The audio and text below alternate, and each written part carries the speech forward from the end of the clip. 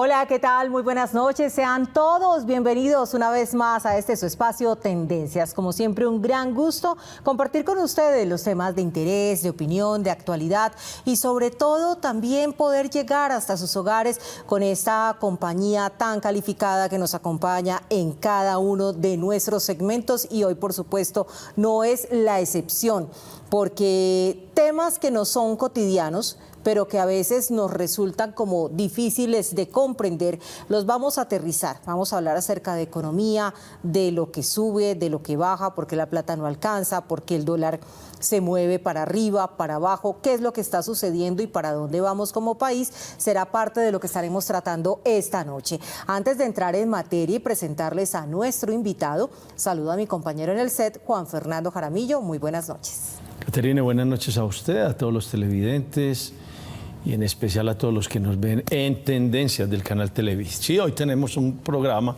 que vamos a cogerlo con plastilina para que nuestros televidentes puedan entender y nosotros también, porque no somos economistas ni mucho menos, pero sí invitamos a la gente a entender qué está pasando hoy por hoy con la economía, el dólar, la fluctuación del mismo, la inflación, etcétera, etcétera. Por eso hemos invitado un experto. Sí, señor. El doctor Luis Guillermo Vélez, economista, profesor universitario, columnista, bueno, un hombre que también ha ocupado importantes dignidades alrededor de su profesión. Doctor Luis Guillermo, gracias por acompañarnos. Bienvenido a Tendencias nuevamente. Caterina, muchas gracias por invitarme. Gracias, Juan Fernando. Me gusta mucho estar en el programa de ustedes. Bueno, y nosotros esperamos también que hoy salgamos optimistas, contentos, y si no, por lo menos parados en la dura realidad. Pero usted le dice eso porque aquí nuestros amigos de las cámaras siempre salen de psicólogo cuando... Y usted y yo también, Juan. Yo entro en una reflexión de pánico. Sí, a mí me ha pasado eso y además hay frases que se me han quedado como forma de vida de las que le hemos escuchado al doctor Luis Guillermo cuando viene a explicarnos cómo manejarnos en materia económica. Pero los números no mienten. Así es. Entonces, pues entremos en materia de una vez. Doctor Luis Guillermo, ¿qué está pasando con el dólar? Lo veíamos hace casi los 5.000 pesos. Ajá. Lo hemos visto también empezar a bajar. Cuando empezó a subir, le echamos la culpa a la inestabilidad política y decisiones que se estaban tomando al interior del país, sumado a unos factores externos. Cuando empieza a bajar, aunque no a los valores de cuando inició este gobierno, decimos que es por el petróleo, que es por otra serie de factores, menos por el gobierno. Entonces, explíquenos qué está pasando con la divisa extranjera y cómo afecta eso a quienes estamos hoy como ciudadanos de a pie viviendo nuestra cotidianidad. Está barato. Compren. Vean, los determinantes de la tasa de cambio pues son muchos, pero en especial hay un determinante que opera puntualmente en el primer semestre del año y específicamente en los meses de febrero, abril y junio. En febrero, abril y junio se paga la primera cuota del impuesto de renta de grandes contribuyentes. Los grandes contribuyentes pagan allí. Entonces, en esa época se produce una gran entrada de dólares para que esta gente cumpla sus obligaciones tributarias. Entonces, hablamos, yo creo que por allá en febrero estaba bajando y volvió a subir marzo y volvió a bajar ahora en abril y va a volver a subir un poquito en mayo, en junio va a descender otro poquito y después, conjeturo yo, va a seguir una tendencia ascendente de cara a las circunstancias que se están presentando en ¿A partir este gobierno. de qué mes? Por ahí, en junio. Es que de junio sí, empiezas a subir. Mire, Juan, es que no, en el primer semestre ocurre eso. Sí. Entonces hay un reintegro importante de divisas. En abril, que es el mes en que estamos, se presentan las declaraciones de renta de los grandes contribuyentes. En los meses de abril se hace por ahí el 15, 16% del recaudo del impuesto de renta, de todo el recaudo.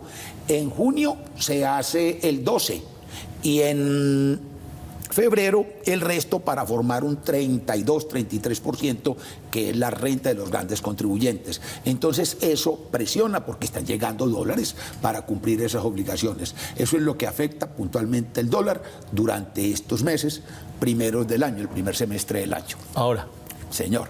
eso significa que las banderas de victoria del gobierno son banderas falseadas por la realidad misma. Entonces uno ve esas redes de todas esas personas que ahora sí se escondieron los tales, que ahora sí se escondieron los de más allá, que tenemos el dólar ya para abajo. Eso no es una realidad. A ver, Juan, mira, predecir la tasa de cambio es muy complicado. Y el que tenga el modelo y la bolita no lo cuenta. Se queda chupándose su colombina. Pues nadie lo divulga, vengan. No. Entonces el que sabe, entonces son conjeturas. Ahora, desde que Gustavo Francisco ganó la segunda vuelta, el dólar ha perdido un 20% de su valor, teniendo esas fluctuaciones. Eso es muchísimo. Eso es muchísimo. ¿Qué puede uno esperar? Hombre, yo creo que este primer trimestre hubo una salida neta de capitales, ¿sí? Yo creo que los factores que están provocando una salida de capitales se mantienen, y entonces yo creo que la tendencia de mediano y largo plazo del dólar es a fortalecerse el dólar y a devaluarse, pues, por supuesto, el peso. Es que el dólar, desde que tenemos memoria, pues no hemos visto sino que va hacia arriba. Es decir, eso es como un electrocardiograma, ¿cierto? Tiene unos altos, unos bajos, vuelve y tiene unos picos, vuelve y baja un poquito. O sea, como que la reducción es una ilusión, porque realmente cuando usted mira la curva siempre va es en ascenso, y lo mismo sucede con el peso, aunque tenga momentos de recuperación, también es un electrocardiograma pero hacia abajo. O sea, es un mal endémico de nuestras monedas, la devaluación, y por ende siempre existirá el fortalecimiento del dólar. No necesariamente. Nosotros dependemos mucho, Caterine, de lo que ocurra con el precio del petróleo. Hace unos años, pues, tuvimos un dólar a 1.800 pesos, sabrosísimo, ¿cierto? Yo pude ir a Disney y mucha gente también. ¿A dónde? A Disney. No, es que a mí también me hablan de ese valor de dólar y no pienso sino en Mickey Mouse. Mickey Mouse. Entonces, y eso ocurrió en una situación en que el precio del petróleo era muy bueno. Ahora, el dólar debería estar muy barato si no hubiera una situación de desconfianza frente a la economía, porque es que el precio está muy bueno. Entonces, cuando hay el precio, cuando el precio del petróleo está sabroso, bueno, el petróleo sigue siendo la principal fuente de divisas de este país. Entonces, usted, cuando el precio está bueno, puede descontar que va a haber una entrada importante, pues, de dólares. Entonces, debería estar muchísimo más barato si las circunstancias de desconfianza que genera este gobierno de Gustavo Francisco en los mercados no se estuvieran presentando. Tenemos el precio del petróleo a $80 el barril, por Dios. Pero cuando uno está planteando que va a acabar con el calentamiento global, dejando, entonces todas esas cosas generan una desconfianza en esta economía y provocan entonces un movimiento, una presión contraria en la tasa del cambio.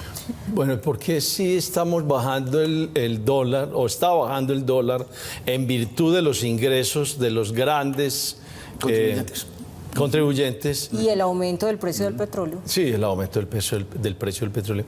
¿Por qué la inflación no baja?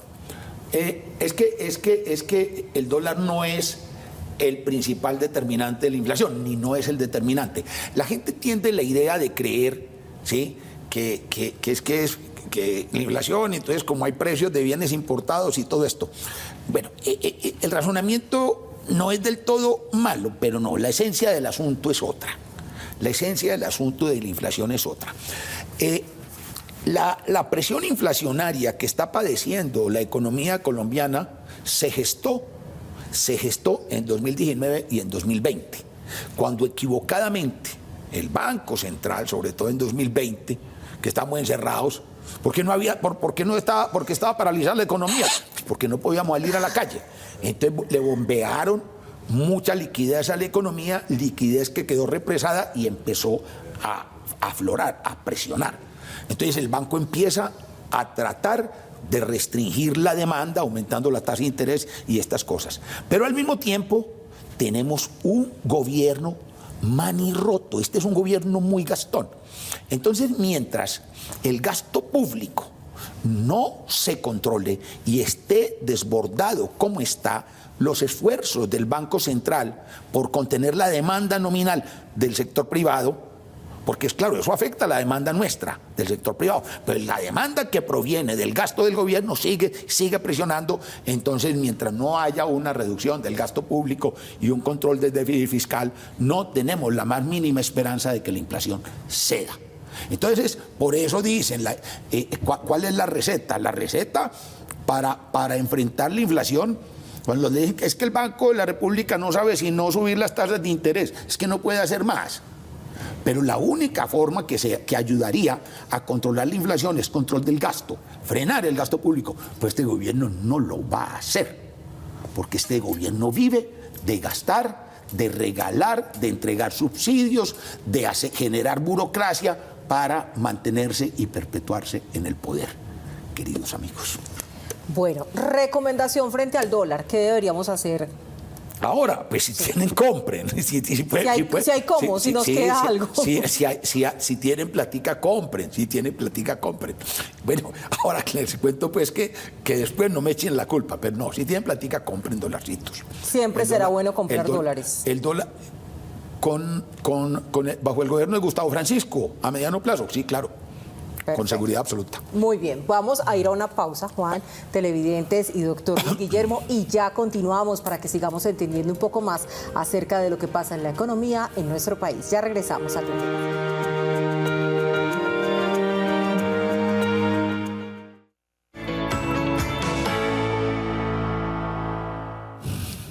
Gracias por continuar con nosotros esta noche aquí en Tendencias en nuestro canal Televido y en una clase con un máster de la economía, el doctor Luis Guillermo Vélez, explicándonos en esta primera etapa sobre los efectos del dólar y también sobre los fenómenos que hacen que tengamos inflación, las recomendaciones para este primer semestre del año. Pero yo quisiera también preguntarle, doctor Luis Guillermo, sobre ¿qué va a hacer Colombia cuando se nos había dicho que íbamos a ser potencia mundial de la vida y vamos en un caos total de inseguridad? Cuando se nos dijo que íbamos a ser potencia mundial de turismo y a la fecha tenemos una reducción del tráfico aéreo de un 40% por el alza de los tiquetes y además pues la salida de operación de 2 aerolíneas en Colombia. Y cuando además se nos dice que no podemos seguir sacando el líquido precioso que tenemos en nuestra extracción para petróleo, que es nuestro principal ingreso, porque vamos a acabar con el planeta y Colombia va a ser responsable de salvar la tierra. ¿Hacia dónde entonces va la economía colombiana? Este año va a ser un mal año para la economía colombiana. Los más optimistas dicen que vamos a crecer 1, otros hablan de 0. 0.5 he escuchado. 0, exactamente, de tasa de crecimiento. Yo creo que puede incluso ser negativa. ¿Negativa? Sí, claro. Es que Juan, mire, las ventas lo primero que empieza a caerse cuando se viene la recesión son los durables. Entonces, primero el inmobiliario, las ventas de casa, eso ya va cayendo 40%. 61% en marzo. En marzo. Es la cifra que tengo aquí actualizada, sí, señor. Los cambios en el subsidio acabaron con el sector y esas son las cifras que está entregando Camacol, las más bajas de toda la década. ¿Cómo le parece? 61%. Exactamente. El otro sector que empieza a resentirse son los carros, los automóviles, ¿sí? Y con seguridad, si le averiguamos a Electrobello, a los que venden electrodomésticos, también debe estar caído eso. Entonces, eso empieza a caer. Pues obviamente uno va aplazando, ya después vienen otros bienes, empieza a caer la ropa, empieza a caer, hasta que empieza a caer la demanda pues de la comida, que es lo último que deja de comprar la gente. Que deja de comprar la gente. Entonces ya vienen esos signos. Las estimaciones van para un crecimiento negativo, pues, o 0. Y eso es caída en el Producto Per Cápita, eso es caída, claro. eso es pérdida de bienestar, eso es pérdida de bienestar. Cuando cae el producto o la producción se estanca, la gente sufre y pierde bienestar. Empleo. Entonces, claro, la población no deja de crecer. Cada mes está llegando nueva cantidad de personas al mercado laboral, a buscar el mercado laboral. Si la economía no está creciendo, entonces va a aumentar la tasa de desempleo. Y la inflación, por más esfuerzos que haga el banco de subir la tasa de interés, mientras el gobierno persista en mantener su gasto burocrático, su clientelismo y su cosa, que va a persistir, la inflación se va a mantener. Entonces el sufrimiento económico este año va a ser grande. Déjeme hacerle dos en una, por favor. Digámosle a los televidentes, expliquémosle qué es la inflación y pongámoslo en plastilina. Y lo segundo que quiero consultarle es lo de Ecopetrol. Llega una persona allá con unas líneas. Nuestras principales entradas para resolver problemas sociales es el petróleo. ¿Qué pasa con una persona que llega a una empresa no para gerenciarla y producir, sino para acabarla? La inflación, empecemos por eso. Estrictamente hablando, inflación quiere decir inflación de dinero. Inflación de dinero. A la gente se le empezó a confundir. Obviamente la inflación de dinero se expresa en alza de precios. No toda alza de precios es inflación, pero siempre que hay inflación, expansión monetaria, más allá de las necesidades del crecimiento económico, Juan Fernando. Mira, esto me lo van a entender ahí mismo. Digamos, hoy tenemos una cantidad de dinero. Y para el año entrante, el crecimiento real de la economía es el 3 o 4%, no debe haber inflación. El dinero va creciendo paralelamente al crecimiento de la producción, porque el dinero es como un vehículo que lleva la producción, como un vehículo, el carro que transporta la producción. Entonces, cuando metes mucho dinero, eso queda holgado, es como si metieras, queda como holgado el transporte, el dinero es el vehículo, entonces el vehículo se agranda, entonces eso se expresa en alza de precios. Ahora, ¿cuál es el origen de la inflación? Siempre el origen de la inflación es la financiación del déficit fiscal. Siempre que haya déficit fiscal, habrá presión monetaria. ¿Sí me hago entender? Entonces es el gasto público por encima del recaudo de impuestos que hace el gobierno lo que provoca inflación. Por eso usted dice... O sea, ¿gastamos más El gobierno. como país no, estamos de lo hablando que de la recibimos nación. en tributos? Exactamente. Porque si yo le pago al gobierno este tributo, ¿sí?, yo dejo de gastar. Y si el gobierno gasta, entonces es una sustitución del gasto. Si el gobierno tuviera equilibrio presupuestal, no habría, pero la tentación de gastar más es muy grande. Ahora, la inflación, aunque uno le dice en el promedio, está favoreciendo siempre. Entonces está favoreciendo a los que reciben la plata del gobierno. Esos son los que se lucran, porque después a los que recibimos la plata más tarde, entonces ya se ha depreciado, ya han subido los bienes y ya hemos perdido. La inflación le quita a uno, es decir, lo que deja de consumir. Entonces, cuando uno va a comprar, iba a comprar 2 libras de arroz, no alcanzó sino a comprar una. Alguien se comió esa otra libra de arroz. Que fueron Él los fue funcionario público. Del gasto. El gasto público, El mi gasto linda. público. Ese es el punto. Entonces, ese es el asunto. Ahora, lo otro le dicen, que es que la guerra de Ucrania. No, mira, a veces hay esos, en economía les damos un nombre, choques, un choque de oferta. Y eso sube los precios. Pero una vez el choque de oferta ha desaparecido, los precios se normalizan y la inflación no persiste. La inflación se mantiene mientras persista ese gasto del gobierno, queridos amigos. Hablemos de Ecopetrol, que es básico para el sustento de las inversiones. Perdóname, por eso es que yo digo, el gobierno no controla la inflación, el gobierno causa la inflación. Causa la inflación. Y todos los otros. Siempre que se gaste más, va a haber habrá inflación. Habrá inflación. Pero además, todo lo que usted se deja de gastar, hay otro que se lo está tragando. Sí. Ese es el Claro, impuesto. claro. Se llama impuesto inflacionario y castiga especialmente a los pobres. Los pobres son los que más castigan, los que más pagan impuestos. La inflación es el impuesto más regresivo del mundo. Claro, es el impuesto obvio, más regresivo. obvio. Ya, exactamente. Eso Ahí es lo obvio, tienen. sí. Eso es obvio. Entonces vamos a Ecopetrol, Ecopetrol. porque llegó un nuevo personaje allá, obviando Petro, el éxito que tuvo el anterior gerente, o presidente más bien, Ecopetrol. y que confiaba ese gerente, ese presidente, en que había que hacer extracción, hay que hacer investigación para saber dónde está el petróleo, vender petróleo, etcétera, etcétera. Tenemos un personaje que entra, pero esperando que le den órdenes. ¿Por qué? Porque si usted no cree en el proyecto, si usted no cree en la industria petrolera, pues usted lo que va es a hacer fracasar la empresa. producción, claro. ¿Cómo vamos a hacer para eso? No, ellos van a hacer, ahí tienen pues su cosa ideológica y todo esto. Lo que van a hacer es saquear la empresa. Así como PDVSA en Venezuela. PDVSA en Venezuela y como hizo el boliviano. Hombre, acabó, no tienen gas. Sí. Entonces, porque si uno no explora, uno tiene que estar explorando, tiene que estar descubriendo nuevos yacimientos, porque los yacimientos se van acabando. Bolivia se quedó sin gas. Venezuela importa gasolina, eso es una desgracia. Razón tenía Winston Churchill cuando decía, si usted le da el desierto a un comunista, estará importando, se acaba la arena. Entonces acabaron eso. Ahora, eso nos va a ocurrir acá. Pues yo me río, pero es risa nerviosa. Sí, eso le iba a decir, yo no le entiendo la risa. Es risa nerviosa. Entonces que me pongo a llorar.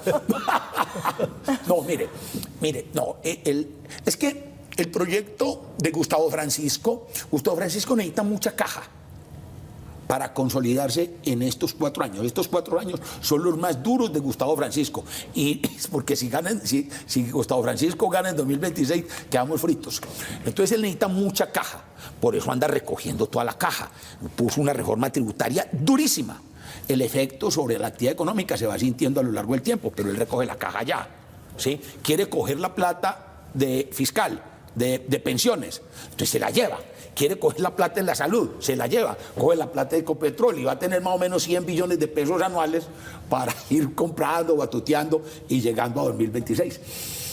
Y todas las reformas de Gustavo Francisco están orientadas a conseguir esa caja, ¿sí? Para financiar la forma de perpetuarse en el poder. Bueno, no fue la excepción este programa, doctor Luis Guillermo, en el que nos vamos con muchas preocupaciones, pero entendiendo definitivamente lo que nos está pasando. Usted nos dijo en alguna frase de no gasten en lo suntuario para que puedan guardar para lo fundamental. Yo creo que eso sigue siendo una premisa que debemos aplicar. El ahorro, la protección de nuestros recursos, para que obviamente todo este escenario nacional, pues Dios nos proteja, no nos vaya obviamente a arrasar como nación. Esperamos obviamente que las reformas puedan sacarse de ellas lo mejor. Vamos a ver qué sucede con todo lo que está ocurriendo en el Congreso y estaremos acá nuevamente con usted, doctor Luis Guillermo, si así la vida y usted lo permiten. Pidiéndole nuevamente orientación, luz y guía sobre todo lo que sucede en materia económica. Caterine, no, con mucho gusto, a mí me gusta conversar con ustedes, pero yo no es que quiera ser pesimista, a mí no me gusta ser Cassandra, no me gusta ser Cassandra, mal agüero, pero yo así veo las cosas, yo interpreto las cosas de acuerdo a lo que sé de la orientación de Gustavo Francisco, lo que han sido sus ideas, sus trayectorias.